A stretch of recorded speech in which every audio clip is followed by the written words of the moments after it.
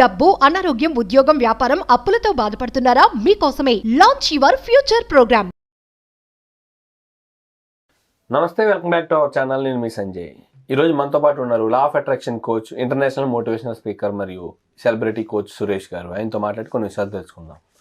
నమస్తే సార్. నమస్తే సంజయ్. సార్, ఇప్పుడు కొంతమందికి అదృష్టం తేనె పట్టు పట్టినట్టు పట్టింది అంటారు.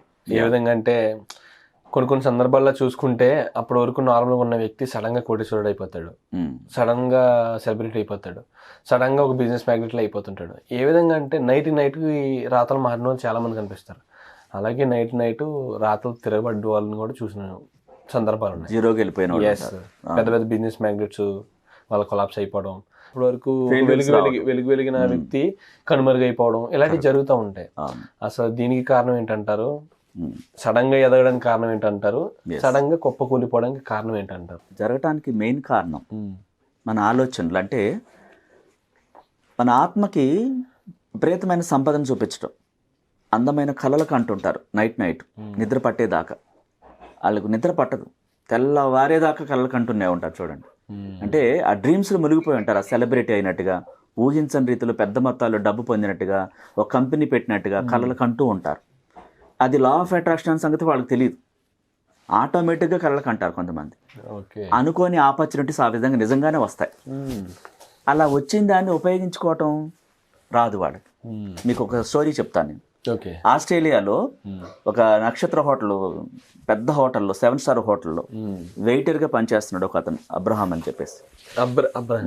ఆయన ఏంటంటే లాటరీ టికెట్లు కొనేవాడు. వచ్చిన జీతంలో సగభాగం లాటరీ టికెట్లు కొనేవాడు. దాదాపు అందులో జాయిన్ అయిన రోజు నుంచి చాలా సంవత్సరాల పాటు ఏదో ఒక రోజు నాకు లాటరీ తగులుతుందని ప్రతి రాత్రి నిద్రపోయేటప్పుడు 6 లక్షల కోట్ల రూపాయల డబ్బు, మన ఇండియన్ ప్రకారం 6 లక్షల కోట్ల రూపాయలు ఆ లాటరీకి ఎప్పుడు కడుతూనే ఉండేవాడు. అట్లా నైట్ నిద్రపోయేటప్పుడు తనకు తెలియకుండానే ఆ డబ్బు పెద్దంలో మొత్తం వచ్చినట్టుగా, ఆ ఫ్రెండ్స్తో ఎంజాయ్ చేస్తున్నట్టుగా, పార్టీలు చేసుకుంటున్నట్టుగా, దీన్ని తెలియకుండానే ఊహించుకునేవాడు అతను. ఓకే, ఇది లా ఆఫ్ అట్రాక్షన్ సంగతి అతనికి తెలియదు. తెలియకుండానే ఊహించుకోండి, నిజంగా నాకు లాటరీ తగిలింది, లాటరీ అంటే ఇష్టం అతనికి, వేరే ఇంకేది ఏం లేదు. వచ్చే జీతంలో సగభాగం టికెట్స్ కొనేవాడు. అనుకోకుండా 7 ఏళ్ల పాటు కట్టిన తర్వాత ఒకసారి లాటరీ తగిలింది. 6 లక్షల కోట్ల రూపాయలు వచ్చాయి.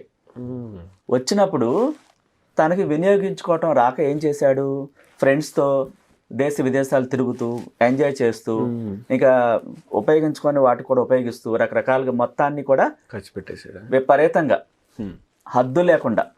కనీసం దానికి ఒక వెనకాల మళ్ళీ దాన్ని ఉపయోగించుకోవడానికి ఒక ప్రాపర్టీస్ కొనటాలు కానీ, డిపాజిట్లు చేసుకోవటాలు కానీ, ఇలాంటి ఆలోచనలు ఏమీ లేవు. తను విపరీతంగా ఎంజాయ్ చేయ, ఎందుకంటే తన కళలో కూడా అదే ఊహించాడు. ఎంజాయ్ చేస్తున్న స్థితిని ఊహించాడు. మీరు అర్థం చేసుకోండి, ఒక్కొక్క వ్యక్తి ఒకలాగా టాలెంట్ ఉంటుంది. ఆ టాలెంట్ని ఏం చేశాడు, తను ఎంజాయ్మెంట్కి వాడాడు.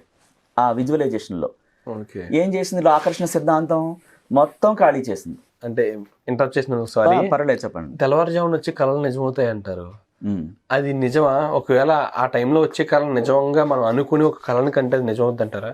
అంటే మీకు తెలియకుండా కొన్ని కళలు వస్తూ ఉంటాయి. అవును, అంటే అది కళ అంటారా లేకపోతే అఫర్మేషన్ అంటారా? అది సంథింగ్ ఇక్కడ ఎలా ఉంటుందంటే, మనకి లా ఆఫ్ అట్రాక్షన్ తెలిసిన తర్వాత దాని నిమిత్తం కన్న కళలు నిజమవుతాయి.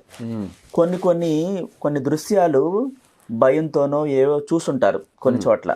ఆ భయం తాలూకు ఫ్రేమ్స్ నిండిపోయి భయంతో వచ్చే కళలు కొన్ని ఉంటాయి, అవి వేరు. అవన్నీ నిజం కావు. మనకు తెలియకుండా మనం వచ్చే కళ నిజం అవుద్దంటానికి లేదు. మనం తెలిసి దాన్ని ఊహించి దాన్ని ఇమాజినేషన్ చేసింది మాత్రమే నిజం అవుతుంది. కొన్ని కళలు ఎలా ఉంటాయి సార్ అంటే మనం లీనం అయిపోతాం, అందులో ఒక ఫీల్ ఉంటుంది నిజంగా. కొన్ని సందర్భాల్లో చూసుకుంటే సార్, నేను తెల్లవారుని మధ్యలో లేచేటప్పుడు తెలుస్తుంది నాకు కళ్ళలో ఉన్నాను. అప్పటి వరకు అసలు కళ్ళలో ఉన్నానన్న ఉద్దేశం ఉండదు. నేను ఒక సంథింగ్ ఒక ఏదో నిజంగా జరుగుతున్న ఫీల్ ఉంటుంది నాకు. అలాంటి సందర్భాలు నేను చూసా. కొన్ని సందర్భాలు అసలు ఏదో సంథింగ్ ఏదో కళ వచ్చింది కానీ మార్నింగ్ గుర్తు కూడా ఉండదు అసలు. కొన్ని కళల్లో ఉంటే ఇంకా అందులో మనం ఉన్నట్టు, మనం జరుగుతున్నట్టు, నిజంగా మనమే చేస్తున్నట్టు ఊహించుకుంటాం. ఇంకా ఆ ఫీల్ ఉంటుంది. ఆ ఫీల్ ఉంటే మీరు పంపించినట్టు అవుతుంది విషయంలో, న్యాచురల్గా పంపిస్తున్నారు దాన్ని, మీరు దాన్ని పొందుతారు. ఇక్కడ అతను ఏం చేశాడు, ఎంటర్టైన్మెంట్ చూపించాడు తన ప్రతి నైట్. ఆకర్షణ సిద్ధాంతం యూనివర్స్ ఏం చేసింది, సేఫ్గా అనే దాన్ని దృష్టి పెట్టలేదు. ఎంతసేపు ఎంజాయ్మెంటే చూపించాడు. అంతమంది ఫ్రెండ్స్తో విపరీతంగా ఎంజాయ్ చేస్తూ లాస్ట్కి అదే 7 స్టార్ హోటల్లో వెయిటర్గా జాయిన్ అవ్వడు వెళ్ళి. చూడండి, మీరు అన్నారు కదా స్టార్ అయినోడి కింద ఎలా పడ్డాడని. అంటే మనం ఆలోచనలు ఏం పంపిస్తున్నాము, స్టార్ అయినట్టు పంపించాం. మరి అక్కడ నిలదొక్కుంటాను, ఇంకా పెద్ద స్టార్ అవుతాను, ఆ సంపదను రెట్టింపు చేస్తాను, ఇవి పంపించరు. చూడండి, అక్కడ ఆయన స్టార్ విలాసాలను ఇవన్నీ చూస్తున్నాడు తప్పితే ఒక విలాసమైన ఇల్లుని చూడాల, ఒక విలాసమైన కారుని చూడాల, ఒక విలాసంగా ఒక స్థలాన్ని కొనడం కానీ పొలాన్ని కొనడం కానీ ఇలాంటివి చూడలేదు ఆయన. ఆయన ఏంటంటే వచ్చిన డబ్బుని విలాసంగా ఖర్చు పెట్టడానికి చూశాడు. మనసులో కూడా విజువలైజేషన్ లో అదే చూపించాడు. మరి మిగతా వాళ్ళు ఏమంటారు, సార్ 6 లక్షల కోట్లు వచ్చినాయి, వాడు మళ్ళీ అందులో జాయిన్ అయ్యాడు, ఇదేం సిద్ధాంతం అంటుంటారు. సార్ మీరు అన్నట్టు చూసుకుంటే ఒకవేళ పొరపాటున కోటీశ్వరుడు అయినట్టు ఖర్చు పెడుతున్నట్టు కలగానంటే విచిత్రంగా ఇలాగ అయిపోతుందేమో. ఖచ్చితంగా మీరు ఏమని లోపల నమ్ముతారో, నేను ఖర్చు చేస్తున్నాను, ఎంటర్టైన్ చేస్తున్నాను చెప్తున్నారు, దాన్ని సేవ్ చేసినట్టు చూపించట్లేదు. చాలా జాగ్రత్తగా ఆలోచించండి. ఒక వ్యక్తి నైట్ స్టార్ అయ్యాడని అంటారు. నైట్ ఆ కళ్ళకాన్ని దాన్ని పొందినట్టుగా బలంగా ఆ ఇమాజినేషన్ నింపారు, విజువలైజేషన్ నింపిన తర్వాత నెక్స్ట్ ఏంటనేది ఇవ్వలేదు. నేను ఆ స్టేజ్ కొనసాగుతాను, ఇంకా విపరీతమైన చక్కటి ఆపర్చునిటీస్ వస్తాయి, ఇంకా అద్భుతంగా ఉంటుంది లైఫ్ అని విజువలైజేషన్ చేయట్లేదు. స్టార్ అయ్యాం, అయిన తర్వాత కింద పడిపోయే దాన్ని ఊహించుకున్నాడు, భయపడ్డాడు, నెగిటివ్స్ని ఎక్కడో అందిపుచ్చుకున్నాడు. ఎవరిదో వరే అప్పటికప్పుడే పడిపోతారా మీరు అని ఎవరో చెప్పిన మాటలు నమ్ముంటాడు, భయపడి ఉంటాడు, ఏదైనా జరుగుతుంది. డబ్బు వచ్చిన వ్యక్తి ఏం చేశాడు? సో స్టార్ అయిన వ్యక్తి కూడా దాన్ని నిలబెట్టుకుని ఆలోచనలు చేయకుండా భయాన్ని వ్యక్తం చేసి ఉండొచ్చు.